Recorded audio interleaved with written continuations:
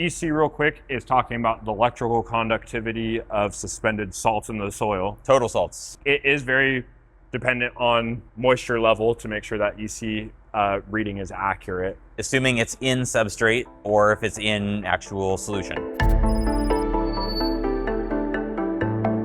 Cool guys, welcome to Grow Room Weekly. Today we're going to be touching in on room 1 and 2, which are the same trial going on, just slightly different plant size. One pot size is a little bit different. We'll talk about it in there. I love the room difference too. I mean, yeah, huge. And then LED versus HPS for the same trial. And then talking about the new trial starting in room 3. Room 4 is down right now. It is, but that's the one I'm most excited about. So I'm most excited about this too. Check it out.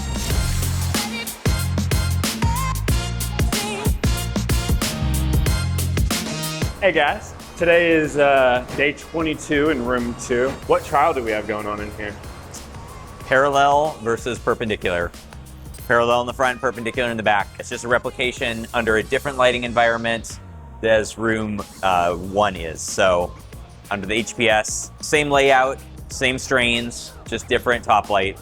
Very different response in terms of plants, not to the treatments, but just to the environment.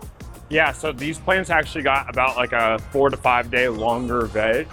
And so they are a little bit taller in here, and the light height is slightly different just due to room constraints and the size of the HPSs themselves and the way that they move around with the air. Generally speaking though, I would say even though the plants are taller, especially this Velcro is a little bit more noticeably taller in here, it is somewhat consistent with what the rest of the room looks like in comparison to room 1, wouldn't you say? Yeah, Velcro is a lot taller in here than it is in room 1. You can just simply look at like the standard pull height and the increase. It's also, these are in smaller pots or shorter pots, so add another 2-3 inches to the top. But when you compare the relative difference, so like, you know, all the strains are taller in here. Not just they have longer veg period, but they also have a top light that has a very low percentage of blue light. So they're being kept more short and stout in room 1. Over here, they're being allowed to elongate more with a higher red. If you look at the difference between the rest of the strains, top to Velcro, that difference is very similar to room 1. It's just everything is a bit taller, which is so much more noticeable on Velcro and so much closer to the lights, and the lights are closer to them. So yeah, uniformity is a concern in here, top lighting uniformity for sure. Something that we want to touch on too with the height is we are going to be bumping these lights up a little bit. It is day 22, so it just is getting into its full swing of bud set. So we're gonna bump these up to the final height setting on here, just to get this a couple more inches closer to the center of the plant, so it's not just so towards the bottom. Especially on ones like this Velcro, there's not a ton of bud sites here on the bottom. So especially with how tall it is, it's best to get that light a little bit more up in the canopy to get more even light spread through it all. Same thing down here. Yep, and that's gonna happen evenly across both treatments. But yeah, so is there anything else that you want to touch on here? No, not really. Cool. I'm gonna be taking height measurements today later. Today's measurement day, and our aisles are tight. We'll figure it out. Room 1.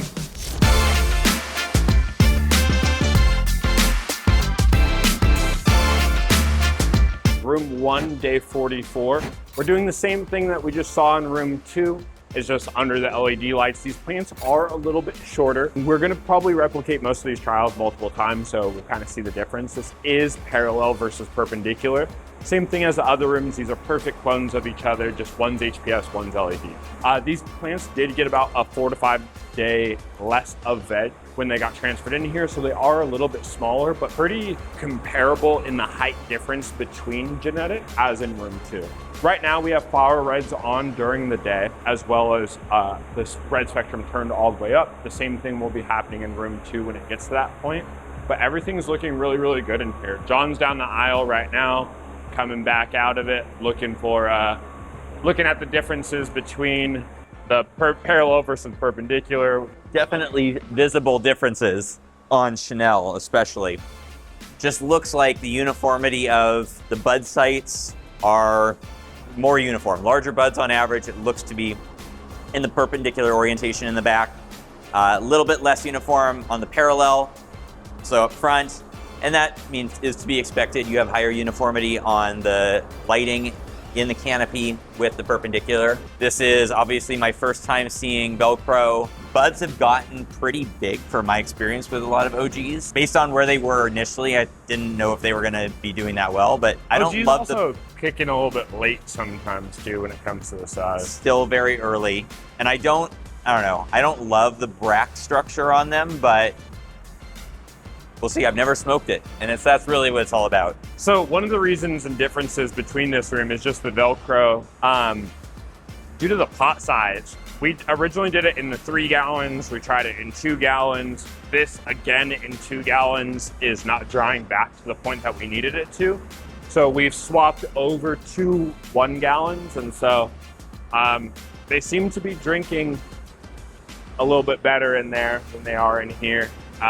It's really, really slow. Like we couldn't even bulk this just due to the fact that it doesn't drink enough water to be able to maintain into the next day.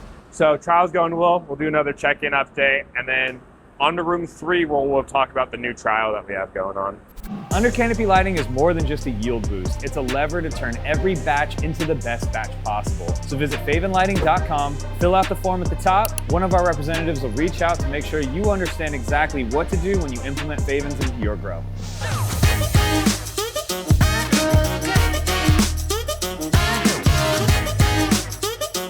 Room 3, day 1. So we're doing another trial in here. I'll let John go into talking about it. Yep, so the last room 3 that we did, we had no far red on table 1, far red on table 2, and it had Versace on both.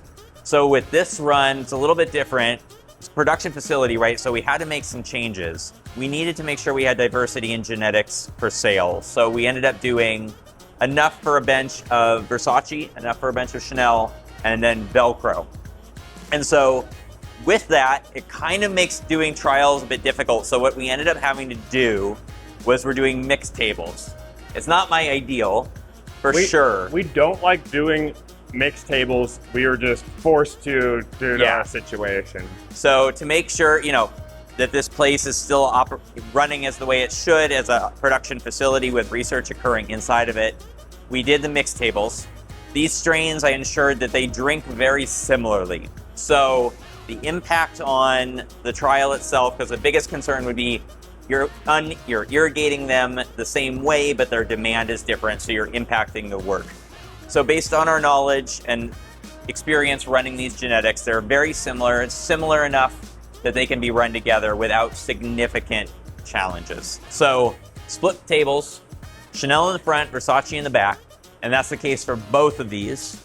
And that really makes it so that it's, we're getting good data, but also observations, side-by-side observations. When you walk into a room, that's really important when it comes to production research, talking about topics and showing it off. The main focus of this room are tables 1 and 2.